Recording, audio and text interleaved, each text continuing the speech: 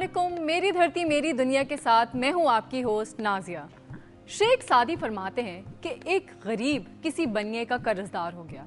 बनिया रोज उससे अपनी रकम की वापसी का तकाजा करता और साथ ही उसे सख्त सुस्त भी सुना देता, मगर गरीब आदमी बर्दाश्त करने के सिवा और क्या कर सकता था।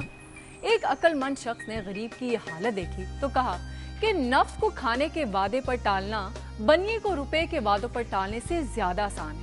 यानी कर्ज लेकर पेट भरने से बहुत बेहतर है कि इंसान मेहनत मजदूरी करके रूखी सूखी खाकर गुजारा कर ले, मगर किसी के आगे हाथ ना फैलाए। इसी अच्छी बात के साथ देखते हैं आज का प्रोग्राम, लेकिन झलकियों में। कतबा जो है शनाख्त का जरिया।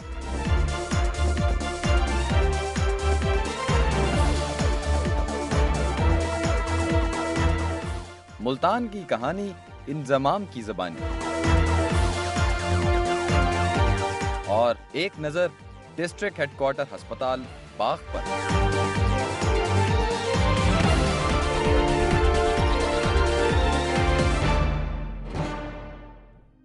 जब से कब्रें बन रही हैं, तब से कतबे भी लग रहे हैं। मिस्र के फिरौन की कब्रों पर लगे कतबे इस बात की निशानी है कि ये रवाज जमाना कब्ल अस तारीख से मौजूद है। आम तौर पर कतबों पर नाम और तारीख वफात ही लिखी होती है, मगर कुछ कतबों पर दिलचस्प वाकयात भी रकम होते हैं। मसलन बरतानवी फौज के एक असला उठाने वाले एक खच्चर की कब्र के कतबे पर लिखा था कि उसने अपने करियर में एक कर्नल, 2 मेजर्स और 4 कैप्टन्स को दुलत्ती मारी है, और उसका इंतकाल तब हुआ जब उसने एक बम को गलती से दुलत्ती मार दी। जी जनाब, अंग्रेज लोगों की जानवरों से मोहब्बत का अंदाजा तो खैर आपको है ही, लेकिन हमारे यहाँ फिलहाल इंसानों के ही कतबे बनाए जाते हैं और उन पर नाम, तारीख पैदाइश और तारीख वफात, आयात और मुख्तलिफ किस्म के अशार लिखे जाते हैं। कतबों के हवाले से मजीद जानते हैं इस रिपोर्ट से। माटी कहे कुम्हार से तू क्या रोंदे मोहे, एक दिन ऐसा आएगा मैं रोंदूंगी तो है।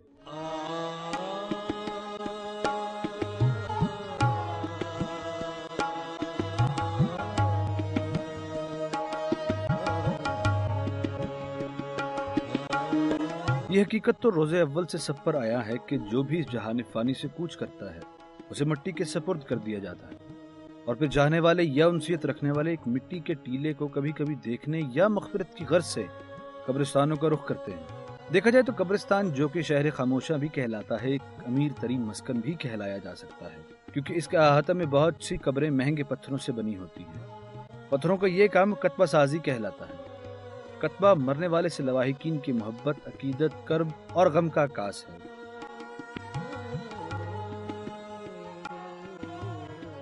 हजारों साल पहले मरने वाले बादशाहों और अहम अफराद के मकबरों से मिलने वाली तहरीरों से यह साबित होता है कि कतबे लिखने का फन कदीम कौम में भी था।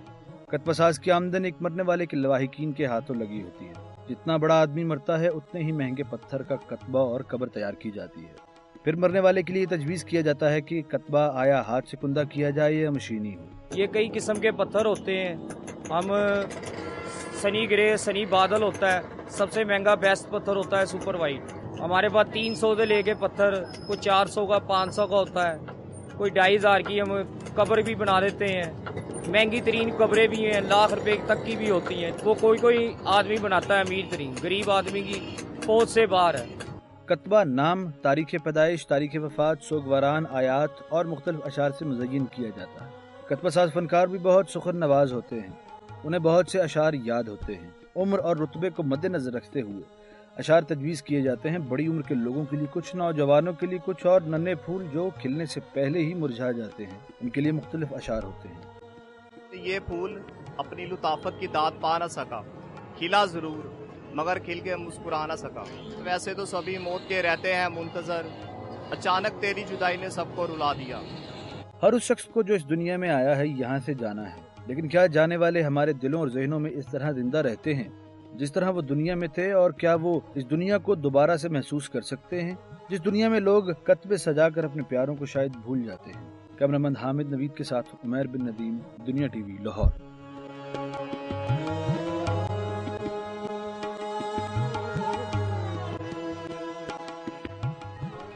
अब जल्दी से तस्वीर देख लें, क्योंकि आपने पहचाननी भी तो होती है ना, और फिर हमें ब्रेक भी तो लेनी है ना। चलिए तस्वीर देखें, हम मिलते हैं ब्रेक के बाद।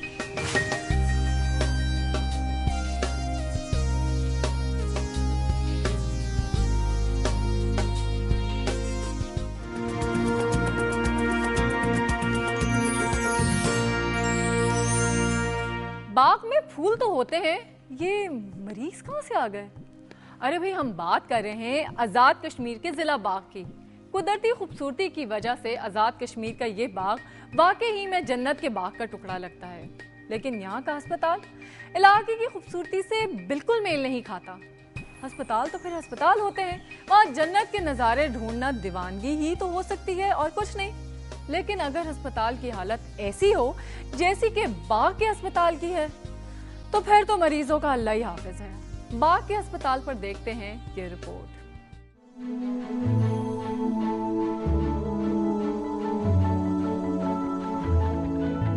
5 लाख नफूस की आबादी के लिए वाहिद जिला बाग का डिस्ट्रिक्ट अस्पताल बुनियादी सहूलियात से महरूम है।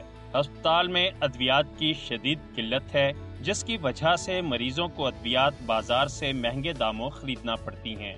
बाग का जो डिस्ट्रिक्ट हेडक्वार्टर हॉस्पिटल है, ये तकरीबन 5 लाख की आबादी को जो कैटरिंग कर रहा है, और इसमें उसके अलावा तकरीबन 1.5 लाख या 2 लाख की आबादी डिस्ट्रिक्ट हवेली की भी है, जो इसके नॉर्थ और इसके ईस्ट की तरफ आती है, और वो लोग भी यहाँ पे उनके पेशेंट्स भी अक्सर यहाँ पे बाग की तरफ ही आते हैं। 5 लाख आबादी के लिए इस अस्पताल में सिर्फ एक गायनाकोलॉजिस्ट है, जो इंतहाई नाकाफी है। 4 लाख से ज्यादा की आबादी है, और इसमें जो गवर्नमेंट सेटअप में सिर्फ एक ही सरकारी हॉस्पिटल है, जो डिस्ट्रिक्ट हेडक्वार्टर हॉस्पिटल बाग है, और ये तमाम इमरजेंसीज को कैटर करता है। और तकरीबन हमारे मंथली मोर देन 300 डिलीवरीज होती हैं, इसमें तकरीबन 60 to 70 सिजेरियन भी होते हैं पर मंथ। और यहाँ हमारे पास कोई फीमेल मेडिकल ऑफिसर मौजूद नहीं है जो हमारे साथ ओपीडी में शेयर करे, और इसके अलावा इंडोर एक्टिविटीज़ हमारे साथ शेयर करे।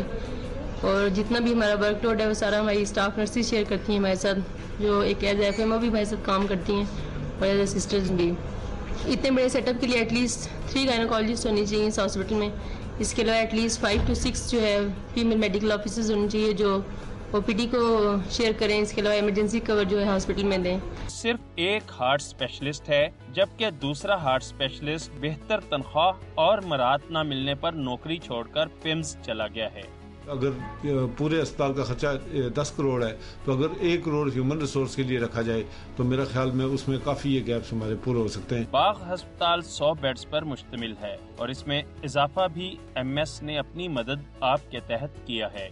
बाग में अस्पताल की इमारत के लिए काम जारी है, और ये नया बनाया जाने वाला अस्पताल 150 बिस्तरों पर मुश्तमिल होगा, जिसमें दौरे हाजिर की जरूरियात के ऐन मुताबिक आलात नस्ब किए जाएंगे, लेकिन पुराने अस्पताल को भी इस्तेमाल में लाया जाएगा। बाग का पहला अस्पताल ज़लज़ले में मुकम्मल तबाह हो गया था, जिसके बाद बैनुल अक़वामी NGOs ने जिला बाग के लिए कंटेनर अस्पताल बनवाया। बाग का नया तामीर होने वाला अस्पताल ज़लज़लों को पेश नज़र रखते हुए तामीर किया जा रहा है। मौजूदा अस्पताल में हर तरह की मशीनरी मुहैया की गई, लेकिन इस मशीनरी को चलाने वाला अमला अस्पताल के पास नहीं, जिसकी वजह से हजारों मरीजों को रावलपिंडी के बड़े अस्पतालों में रेफर कर दिया जाता है। जरूरत इस बात की है कि हुकूमत बेहतर मराहत दे, ताकि डॉक्टर्स अपने फराइज बेहतरीन तरीके से सरअंजाम दे सकें।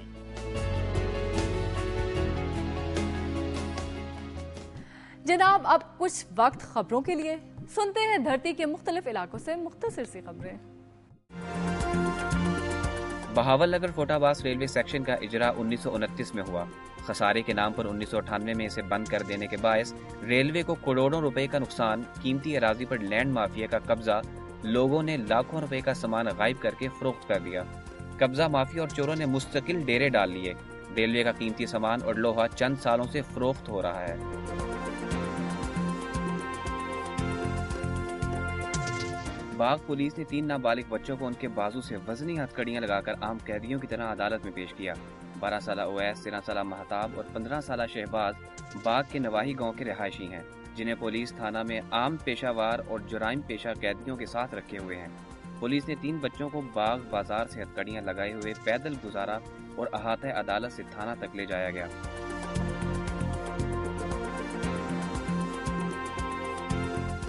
ضلعی انتظامیہ لیا نے شہری کی درخواست پر چھاپا مار کر محلہ جہاں شاہ کے ایک گھر میں جعلی دودھ بنانے کی فیکٹری سے سامان قبضے میں لے لیا۔ اسسٹنٹ کمشنر لیا محمد فاروق دوگر کی نگرانی میں محکمہ صحت نے پولیس اور خفیہ ایجنسیوں کے اہلکاروں کی مدد سے محلہ جہاں شاہ میں اصغر کلرو نامی شخص کے گھر چھاپا مارا اور جعلی دودھ بنانے کا سامان قبضہ میں لے لیا۔ چھاپا مار ٹیم کی جانب سے قبضہ میں لیے گئے سامان میں پاؤڈر، غیر معیاری وائٹ کوکنگ آئل، شینوپال اور غیر ملکی کیمیکل شامل تھے۔ اور ہمیں لینی ہے ایک چھوٹی سی بریک، لیکن بریک پہ جانے سے پہلے میں آپ کو بتاتی چلوں ہنٹ۔ تو جناب جو تصویر آپ کو دکھائی گئی تھی وہ جگہ ہے لاہور میں، اب جلدی سے پہچان لیں اور ملتے ہیں بریک کے بعد۔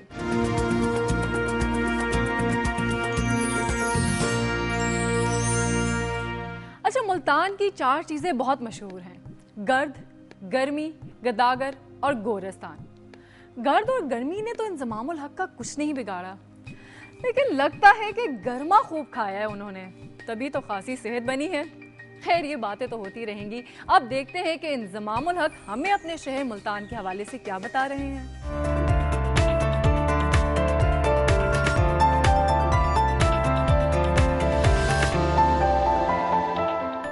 میں ملتان میں پیدا ہوا اور میں جہاں ہمارا گھر تھا وہ گھنٹہ گھر کا علاقہ کہلاتا تھا۔ تو اور جہاں تک بات ہے کہ جی ماحول وہاں کا کیسا تھا اس ٹائم، یہ اب بات ہو تو 30-35 سال کے بعد، بڑا پرسکون شہر تھا، کوئی اس طرح کی افراتفری نہیں تھی۔ ہمارے گھر کا جو سا ماحول تھا وہ دینی ماحول تھا، کہ شروع میں یہ تھا کہ جی اگر ہم صبح فجر کی نماز نہیں پڑھیں گے تو والد صاحب ناشتہ نہیں کہتے تھے کہ جی ناشتہ نہیں ملے گا اس کو کہ جو فجر کی نماز نہیں پڑھے گا۔ تو دین کا تھوڑا سا رجحان تھا، اور جو ملتان شہر کی ثقافت ہے وہ بہت پرانی ہے، لوگ بہت کہنا چاہیے کہ جی میٹھے لوگ ہیں۔ عرس وغیرہ ہوتے تھے ملتان میں، تو سندھ کے جو ان سے دوسرے شہر کے لوگ تھے وہ آتے تھے، تو ہمارے لیے بڑی حیران کن چیز ہوتی تھی کہ جی وہ ملتان شہر میں چپل نہیں پہنتے تھے، ننگے پاؤں آتے تھے کہ جی یہ بہت پاک زمین ہے۔ گیم تو میں نے شروع میں سارے کھیلے ہیں، ٹھیک ہے نا، کوئی بھی ایسی چیز نہیں ہے کہ جو نہیں کھیلی۔ ہمارے گھر کے پاس وہ قاسم باغ اسٹیڈیم بھی، وہ قلعہ پورا جس کو کہتے ہیں، کہ وہاں ہاکی کا گراؤنڈ بھی تھا، کرکٹ گراؤنڈ بھی تھا، دوسرے سارے گراؤنڈ بھی تھے۔ تو ہماری سارے کہ جی صبح کی نماز کے بعد ہے نا، صبح ہی صبح سارے ادھر جایا کرتے تھے۔ میں نے شروع میں ہاکی بھی بہت کھیلی ہے، ٹھیک ہے، پروفیشنل لیول پہ نہیں کہ جی اس طرح، لیکن بہت ہاکی کھیلی ہے، فٹ بال بہت زیادہ کھیلی ہے، کرکٹ تو خیر میں کھیلتا ہی تھا۔ اور جہاں تک آپ نے یہ گلی ڈنڈے کا اور یہ بنٹے وغیرہ جن سے کنچے خیر میں نے نہیں کبھی کھیلے، لیکن گلی ڈنڈا میں کھیلا ہوں۔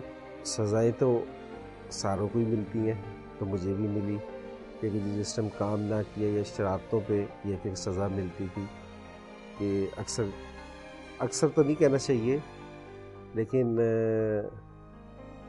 کہ پیریڈ میں کبھی کرکٹ کھیلتے ہوئے کبھی کسی ٹیچر نے پکڑ لیا یا ہیڈ ماسٹر نے دیکھ لیا تو پھر سزا ملتی تھی۔ مجھے جس پہ سب سے زیادہ سزا ملی تھی وہ یاد ہے کہ اسکول میں ایک ہمارے ٹیچر ہوتے تھے مرحوم، اب ان کی وہ ہو گئی، لیکس صاحب ان کا نام تھا۔ تو وہ اپنے ایک بیگ سا ہوتا تھا جس کو تھیلا کہہ لیں، اس میں پیپر لے کے آیا کرتے تھے۔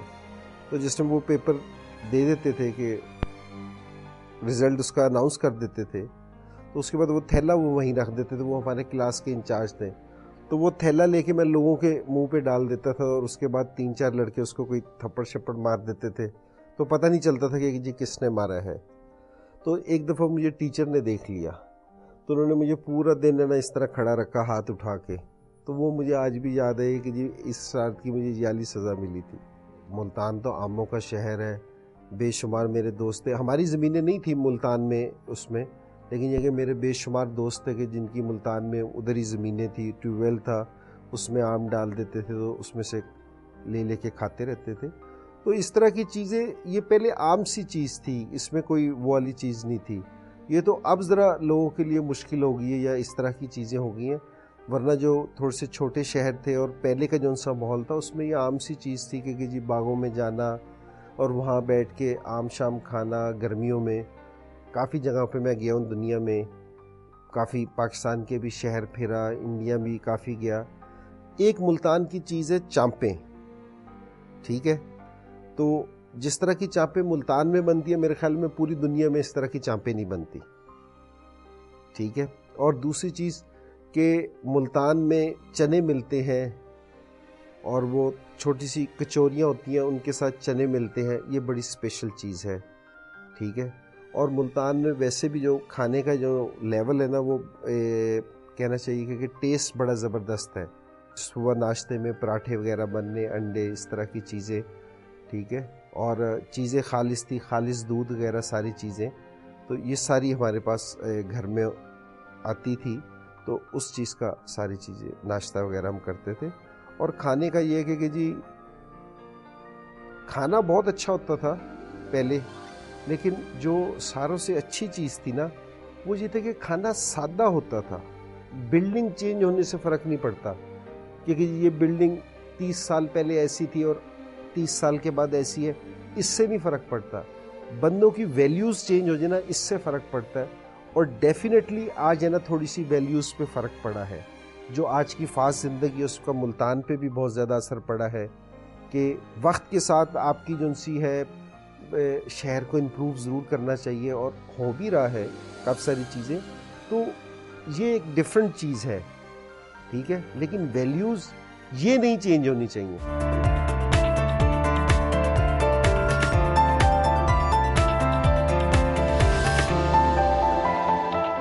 جی جناب، آپ نے انضمام الحق کی مزے کی باتیں سنی کہ انہوں نے اپنے شہر ملتان کے بارے میں آپ کو کتنا کچھ بتایا ہے. اب وقت ہے ہمارے سیگمنٹ وجہ تسمیہ کا. تو اس میں ہم آپ کو بتانے جا رہے ہیں جیکب آباد کے بارے میں. جیکب آباد سکھر ڈویژن کا ایک ضلع ہے. آپ کو پتا ہے جیکب آباد کی وجہ تسمیہ کیا ہے؟ اس شہر کا نام ایک انگریز فوجی جنرل جان جیکب کے نام پر رکھا گیا. ہوا یوں کہ پہلے جیکب آباد ایک چھوٹی سی بستی تھی جس کا نام خان گڑھ تھا. تال پوروں نے جب سندھ کی حکومت سنبھالی تو خان گڑھ کو بھی سندھ کی حدود میں شامل کر لیا. اس کی سرحدیں 3 صوبوں سندھ، پنجاب اور بلوچستان سے ملتی تھی اور یہاں سے راستہ افغانستان کو بھی جاتا تھا. اس لیے یہ شہر کافی اہمیت کا حامل تھا.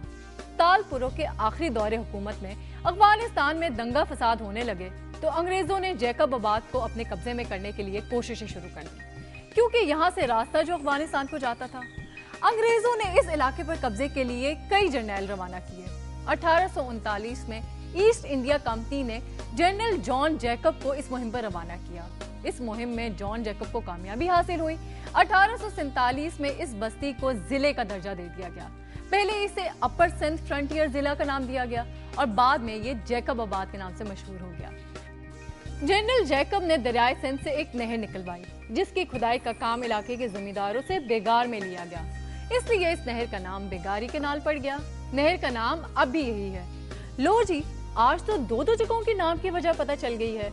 اور جناب، پروگرام کے شروع میں آپ کو جو تصویر دکھائی گئی تھی وہ حفیظ جالندری کے مقبرے کی ہے. حفیظ جالندری 21 دسمبر 1982 کو 82 سال کی عمر میں انتقال کر گئے تھے. انہیں پہلے ماڈل ٹاؤن کے قبرستان میں امانتاً سپرد خاک کیا گیا تھا. پھر مینار پاکستان کے قریب اقبال پارک میں مقبرہ تیار کر کے ان کی میت وہاں منتقل کر دی گئی. حفیظ جالندری نے تحریک پاکستان میں بڑھ چڑھ کر حصہ لیا اور اپنی پرجوش تحریروں اور شاعری کے ذریعے مسلمانوں کے دل میں آزاد وطن حاصل کرنے کا جذبہ بیدار کیا. انہوں نے پاکستان کا قومی ترانہ بھی لکھا جو دنیا بھر میں ہمیشہ سے پاکستان کی پہچان رہے گا. حفیظ جالندری نے 1948 میں کشمیر کی تحریک آزادی میں بھی حصہ لیا اور باقاعدہ لڑائی میں زخمی بھی ہوئے. انہوں نے کشمیر کا ترانہ وطن ہمارا آزاد کشمیر بھی لکھا. 1965 کی پاک بھارت جنگ کے دوران بھی انہوں نے بے شمار ملی نغمے لکھے. حفیظ جالندری افواج پاکستان کے ڈائریکٹر جنرل موریل بھی ہیں اور وطن کے بہادر سپاہیوں کا حوصلہ بڑھانے کا فریضہ بھی انجام دیتے رہے. وہ سابق صدر پاکستان محمد ایوب خان کے مشیر اور رائٹرز گلڈ کے ڈائریکٹر بھی رہے. حفیظ جالندری کی ان شاندار قومی خدمات کے اعتراف کے طور پر حکومت پاکستان نے انہیں ہلال امتیاز اور صدارتی تمغہ حسن کارکردگی سے نوازا. تو جناب، یہ تھا آج کا پروگرام. آپ کو کیسا لگا ہمیں ضرور بتائیے گا. اپنا فیڈ بیک آپ فیس بک پر اور ٹویٹر پر بھی دے سکتے ہیں، ای میل اور میسج بھی کر سکتے ہیں اور خط بھی لکھ سکتے ہیں. تو اس کے ساتھ ہی اجازت دیں، پھر ملیں گے دھرتی کی نئی باتوں کے ساتھ، تب تک کے لیے اللہ حافظ۔